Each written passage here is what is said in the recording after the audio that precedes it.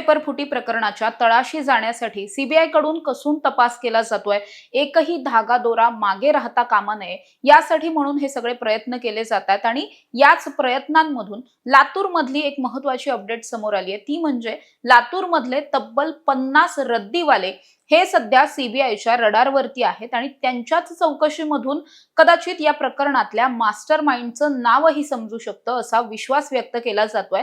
पण मुळात लातूर मधल्या रद्दीवाल्यांचं आणि नीटच्या पेपर फुटण्याचं नेमकं कनेक्शन काय आहे हेच जाणून घेणार आहोत। नमस्कार, मी समृद्धी आणि तुम्ही पाहताय टॉप न्यूज मराठी। नीट पेपर फुटी प्रकरणामधून सगळ्यात महत्त्वाचे धागेदोरे जर कुठून हाती आले असतील तर दोन शहर आहेत, एक म्हणजे लातूर आणि दुसरं पुणे। पुण्यामधून मोठ्या प्रमाणात प्राध्यापकांना अटक झालेली आहे किंवा इतर मध्यस्थी वगैरे करणाऱ्या लोकांना, या रॅकेट मधल्या लोकांना अटक झाली आहे। पण या सगळ्याचं मूळ कुठे सापडतंय तर याचं मूळ हे लातूरमध्येच सापडतंय, कारण यापैकी जे अटक केलेले आहेत त्यातले बऱ्यापैकी लोक हे मूळचे लातूरचे आहेत किंवा त्यांचं लातूरशी काही ना काही कनेक्शन आहे असं एकंदरीत दिसून येत आहे। त्यामुळे लातूर पॅटर्नला डाग लावण्याचं काम याच सगळ्यांनी केलेलं आहे आणि त्यामुळे लातूरमधून सगळ्यात जास्त चौकशी केली जाते, तपास केला जातोय। आतापर्यंत जर आपण पाहिलं तर लातूरच्या ऑलरेडी शिवराज मोटेगावकरला अटक झालेली आहे, काही विद्यार्थ्यांची पालकांची चौकशी झाली आहे। आतापर्यंत या प्रकरणात 2 डॉक्टरांना सुद्धा अटक झालेली आहे, पण आणखी 2-3 डॉक्टर सुद्धा रडारवरती असल्याचं म्हटलं जात आहे। पण आतापर्यंत जो काही तपास झालाय त्या तपासातून असं निष्पन्न होत आहे की 2 असे डॉक्टर आहेत ज्या डॉक्टरांनी नीटचे पेपर आणि कदाचित नीटच्या नोट्स सुद्धा काही रद्दीवाल्यांना विकलेले आहेत, काही महत्त्वाचे कागदपत्र सुद्धा रद्दीवाल्यांना विकले गेले आहेत आणि त्यामुळेच या प्रकरणातले पुढील तपास करण्यासाठी किंवा पुरावे शोधण्यासाठी काही अडथळे येत आहेत।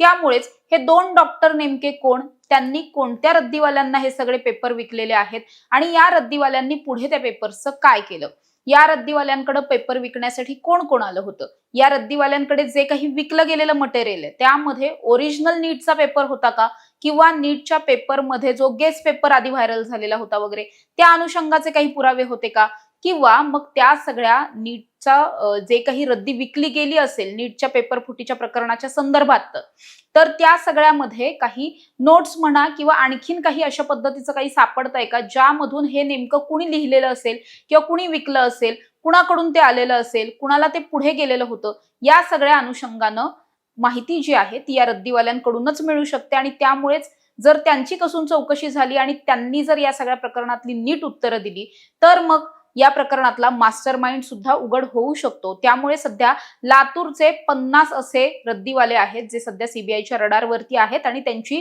लवकरात लवकर चौकशी सुद्धा केली जाणार आहे। त्यामुळे आपण अपेक्षा ठेवू शकतो की त्यांच्या चौकशीमधून खूप सारी महत्त्वाची माहिती समोर येईल। तर दुसरीकडे पुण्यामधल्या एका नामांकित महाविद्यालयामधले 5 प्राध्यापक आहेत, ज्या प्राध्यापकांची टोळीच आपण म्हणू शकतो जी आता सीबीआयच्या रडारवरती आहे, त्यांचा सुद्धा या सगळ्या प्रकरणामध्ये सहभाग असल्याचा किंवा त्यांना हे सगळं प्रकरण ऍटलिस्ट माहित असल्याचा संशय आहे, त्यामुळेच ते रडारवरती आलेले आहेत।